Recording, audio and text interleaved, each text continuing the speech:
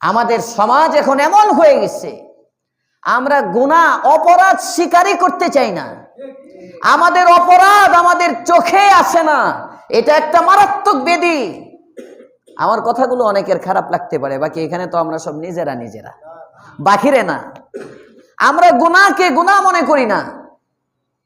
জেলখানায় যাওয়া নবীর সুন্নত। জেলখানার থেকে বের হয়ে আমারে যদি জেলে নেয়, তখন আমি জেলখানাটা আমি দেখব না আমার কোন অপরাধের কারণে আমি জেলে গেলাম, আমার কোন অপরাধের কারণে আমার জেলখানায় যাইতে হলো, এটা আমি তালাশ করব না। আমি তখন তালাশ করব জেলখানায় যাওয়াও নবীর সুন্নত, মানে আমি ভালো আছি, আমার কোনো অপরাধ নাই। ঠিক না বে ঠিক?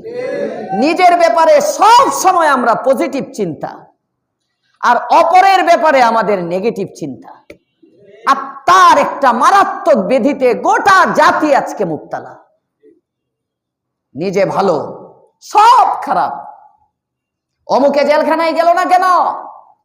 চরমনার পীর এত বড় বড় কথা বলে, তারপরেও সে জেলে গেল না কেন? সরকারের দালাল। আসতে কোন কেন? আমি দালাল বলতেছি না, না, না। আমি যদি জেলখানায় যাই, আমি জেলখানার থেকে বের হয়ে কি বলবো? আমি বললাম আমি জেলখানায় গেলাম। উনি তো কম বলে না, এত বড় বড় সমাবেশ করে, সরকারে বোঝা যায় কানে দইরা খাড়ার উপরে নামাইয়া দিতেছে। উনার তো জেল হয় না, কারণ কি? সুতরাং উনি চরমনাই না, চর্মলীগ। কথা বলেন না কেন? যদি কেউ আফসোস করে, নাম হয়ে যায় আফসোস লীগ।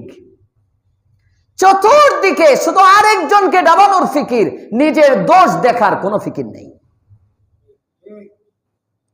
কয়জন সাহাবী, হ্যাঁ, সাহাবায়ে কেরাম জান দিচ্ছেন, সাহাবায়ে কেরামের কথায় বাধা আসছে,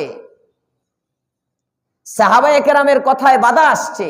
বাকি এটাই যদি হকের মেয়ার হয়,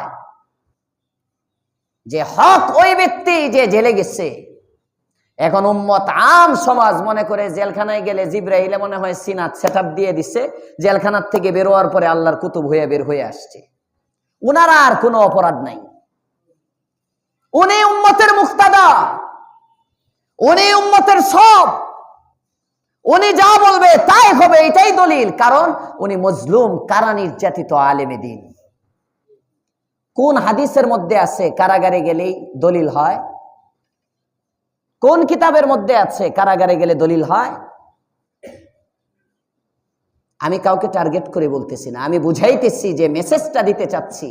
আমরা সবাই, আমরা আমাদের